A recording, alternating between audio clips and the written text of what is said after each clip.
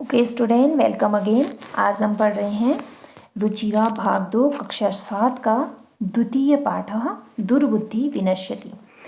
इस पाठ का अनुवाद मैंने आपको पिछले वीडियो में बताया था। आज हम इसके अभ्यास प्रश्नों को हल करेंगे। अभ्यास प्रश्नों को हल करने से पहले एक बार फिर से हम इस पाठ के सारांश पे गौर करेंगे। तो हमने पाठ के अंदर क्या पढ़ा था? हमने पढ़ा था कि मगध देश में फूलोत्पल नाम का एक तालाब था, जहाँ संकट विकट नाम के जो हंस थे वो रहते थे, और उनके साथ में ही उनका एक कम्बुग्रीव नाम का एक कछुआ भी रहता था। एक बार तालाब के किनारे मछुआरे आते हैं और वे आपस में बात करते हैं कि कल हम आकर यहाँ मछली और कछुए मारेंगे। ये बात कछुआ सुन लेता है। वो अपने मित्र हंसों से निवेदन करता है कि वह उनको लेकर कहीं और चलें।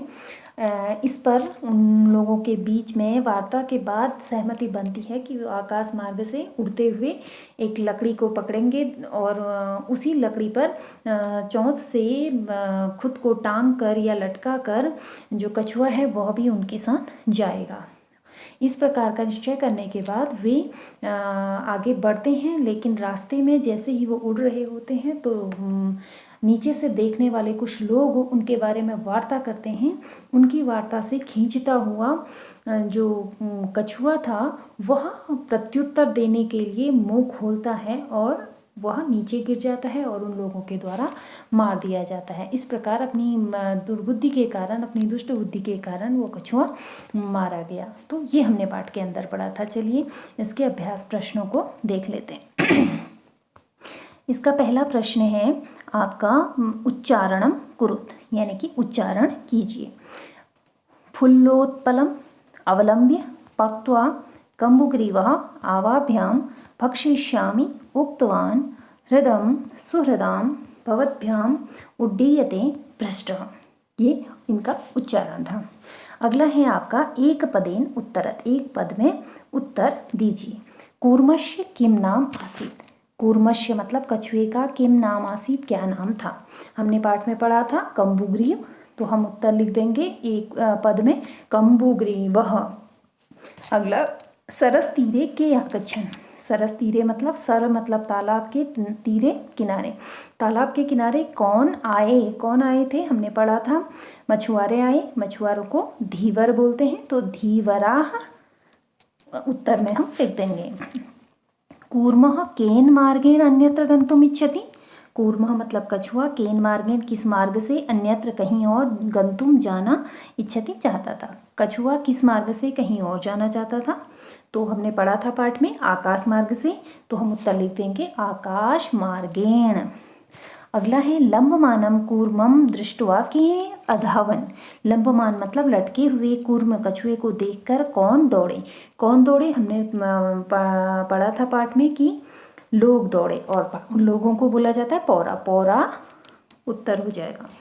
अगला प्रश्न है अधोलिखित वाक्यानि कः कम प्रति कथयति इति लिखत। नीचे लिखे वाक्य किसने किससे कहे ये बताइए। पहला जैसे उदाहरण दिया गया है, जैसे प्रातः यद उचितम तत् कर्तव्यम। सुबह जो ठीक होगा वो करेंगे, ये हंसों ने कहा था कूर्म प्रति, यानी कि कछुए से कहा था। ऐसे ही आपको किसने कहा था यहाँ लिखना है उसका उत्तर, और किससे कहा था इधर आपने उत्तर लिख देना है।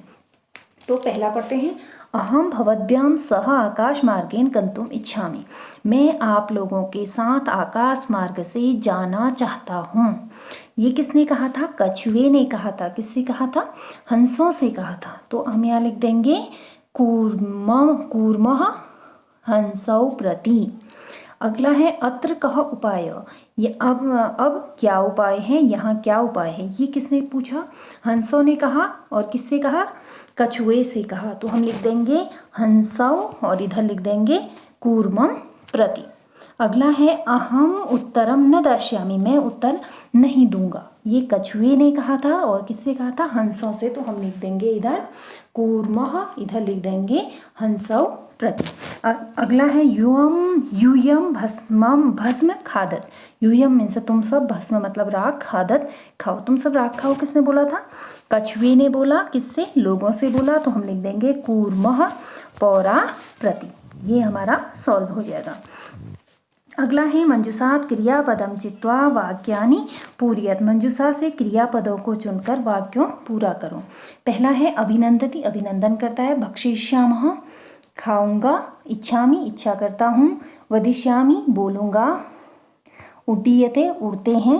प्रतिवसति स्म, रहता था। अब हंसाभ्याम सह कूर्मो अपि, हंसों के साथ कछुआ भी क्या? प्रतिवसति स्म, रहता था। अहम किंचिद अपि न, ओके सॉरी यहाँ हंसाभ्याम सह कूर्मः अपि उड्डीयते, हंसों के साथ कूर्म भी कछुआ भी उड़ा। अहम किंचिद अपि न वदिष्यामि, मैं कुछ भी नहीं बोलूँगा। यह हितकामनां सुहृदां वाक्यम न, यहाँ भर देंगे हम अभिनंदति, जो हित चाहने वाले मित्रों के वाक्यों का अभिनंदन नहीं करता है। एकः कूर्मः अपि तत्रैव प्रतिवसति स्म, एक कछुआ भी वहीं रहता था। अहम आकाशमार्गेण अन्यत्र गन्तुम इच्छामि, यहाँ भर देंगे मैं आकाश मार्ग से अन्यत्र कहीं जाना चाहता हूँ। वयम गृहं नीत्वा कूर्मः भक्षिष्यामः, हम घर ले जाकर कछुए को खाएंगे।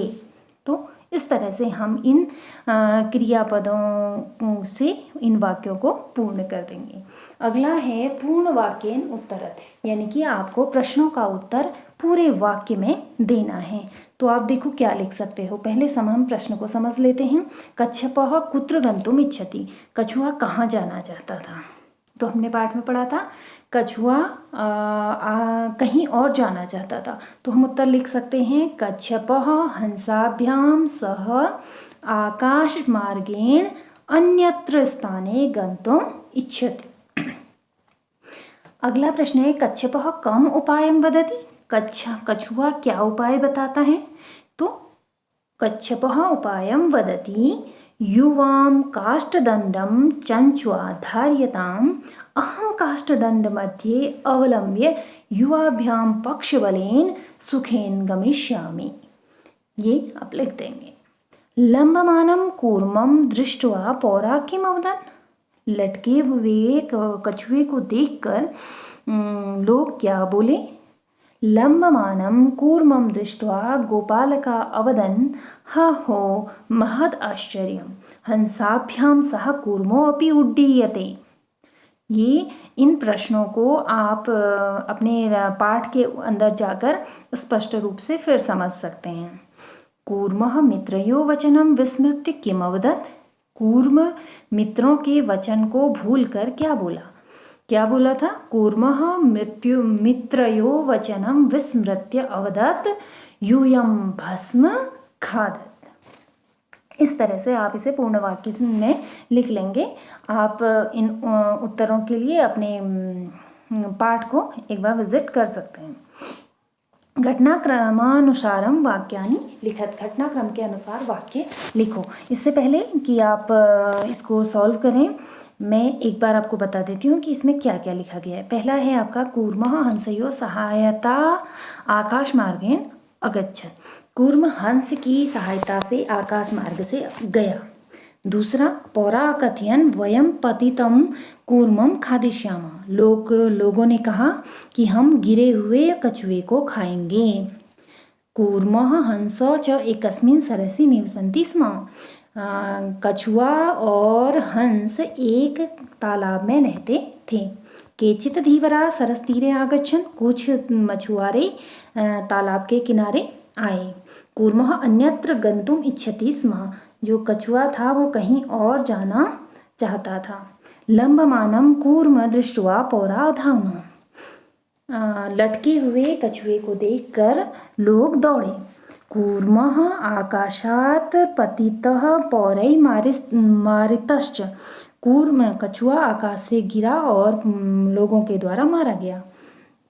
वयं स्वः मत्स्य कूर्मादीन मारिष्यामि इति धीवरा कथयन्, हम कल मछली और कछुए को मारेंगे, ऐसा धीवरा मछुआरों ने कहा।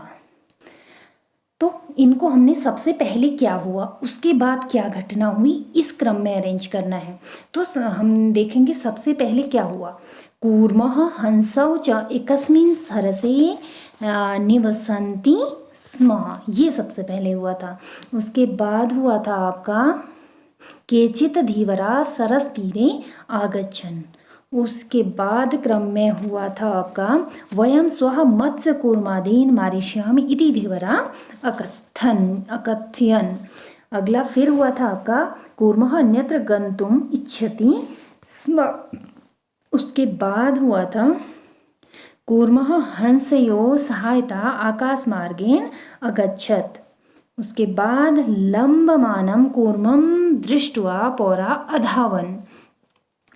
फिर गोपालका अकथयन् वयं पतितं कूर्मं खादिष्यामः। अगला कूर्मः आकाशात् पतितः पौरै मारितश्च। इस तरह से आप इसको घटना के अनुसार व्यवस्थित कर देंगे। अब देखिए, चलिए अगला प्रश्न देखते हैं। अगला प्रश्न आपका क्या है, मंजूषा पदानि चित्वा रिक्त स्थानानि पूरयेत्। मंजूषा से पदों को चुनकर रिक्त स्थान की पूर्ति कीजिए। जलाशय, अचिंत्यत, सोचा, वृद्ध बूढ़ा, दुखिता दुखी, कोटरे, कोटरे जो पेड़ में बना होता है, घोल बना हुआ होता है, होल बना रहता है जिसमें छेद आप कह सकते हैं, या बिल आप कह सकते हैं। और वृक्षस्य, पेड़ के, सर्प, सांप, आदाय, लेकर, समीपे, पास में। तो यहाँ पे एक छोटी सी कथा है, कहानी है, जिसको आपने यहाँ से पदों को चुनकर पूर्ण करना है। आइए देखते हैं कैसे करेंगे। एकस्य वृक्षस्य शाखासु अनेके काका वसन्ति स्म। एक वृक्ष की शाखा में अनेक काका कौवे वसन्ति स्म रहते थे। एक पेड़ की शाखा में अनेक कौवे रहते थे। तस्य वृक्षस्य एकः सर्पः अपि अवसत्। अब यहाँ पे हम क्या भर देंगे, कोटरे। कोटरे भरने से हमारा वाक्य क्या हो जाएगा, तस्य वृक्षस्य, उस वृक्ष के, कोटरे मीन्स बिल में, एकः सर्पः, एक सांप, अपि मीन्स भीर, अवसत मीन्स रहता था। काकानाम अनुपस्थो सर्पः काकानाम शिशून् खादति स्म।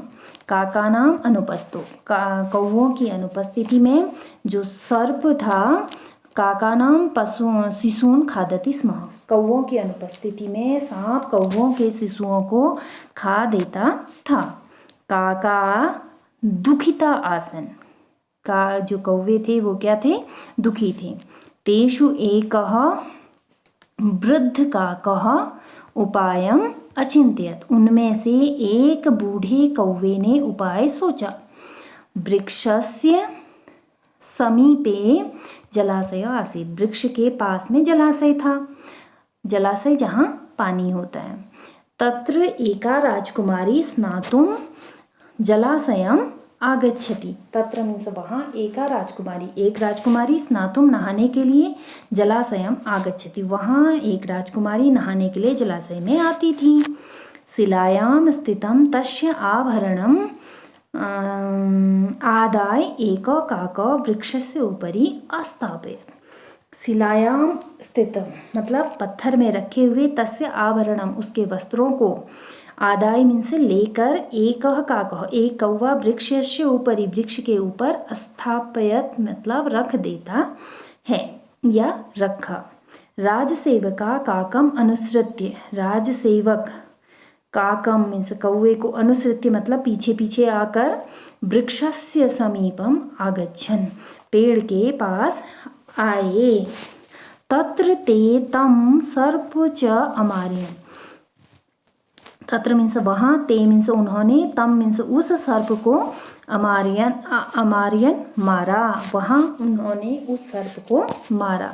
तत्र एवोक्तम, अतः एवोक्तम उपायेन सर्वसिद्ध्यति, इसीलिए ठीक ही कहा गया है, उपाय करने से सब कुछ सिद्ध हो जाता है। तो ये आपके अभ्यास प्रश्न पूर्ण हो गए हैं। अब यहाँ पे ध्यातव्यम आपको दिया गया है, यानी कि आपके ये ध्यान में रखने योग्य क्या है। इयं कथा पंचतंत्रम इति ग्रंथात् संपादितं कृत्वा उद्धृता। यह कथा जो है आपको पंचतंत्र नामक एक ग्रंथ से उद्धृत करके लेकर यहाँ पर आपके सामने प्रस्तुत की गई है। पंचतंत्र से लेखक विष्णु शर्मा। आप सभी जानते हैं पंचतंत्र के लेखक कौन है? विष्णु शर्मा है। पंचानाम तंत्राणाम समाहार पंचतंत्रम इति। पंचतंत्र में 5 तंत्रों का समाहार है, योग है। अतः पंचतंत्र से पंचभागा, अतः पंचतंत्र के 5 भाग हैं। क्या क्या है? मित्रभेद, मित्रलाभ, संधि विग्रह, लब्ध प्रणाशः और अपरीक्षित कारकंच। ये पंचतंत्र के 5 भाग हैं। अस्मिन् पाठे अनवसरे भाषणेन कथम सर्वनाशः भवति इति दर्शितम्। इस पाठ में अनअवसर यानी कि बिना अवसर के भाषणेन मतलब बोलने से किस प्रकार से सर्वनाश होता है ऐसा दर्शितम मीन्स दर्शाया गया है या दिखाया गया है। क्वचित मौन कार्य साधकम भवति। क्वचित मीन्स कभी, मौन कार्य साधकम भवति। मौन भी क्या होता है? कार्य को सिद्ध करने वाला होता है। यथोक्तम जैसा कि कहा गया है। विभूषणम मौन पंडितानाम। जो मौन है वो पंडितों का आभूषण है, यानी कि पंडित लोग यानी कि ज्ञानी लोग जो होते हैं वो मौन को अपना आभूषण बना लेते हैं, मौन को धारण करते हैं। मूर्खो ही शोभते तावत यावत किंचिन भासते। यावत तावत यानी कि यहाँ वहाँ या जब कभी भी बोल देना क्या होता है? केवल मूर्खों को ही शोभा देता है, विद्वानों को नहीं। आशा है आपको आपको ये पाठ समझ में आया है। अगर आपको ये पाठ समझ में आया तो वीडियो को लाइक कीजिएगा। ओके, आपका दिन शुभ हो।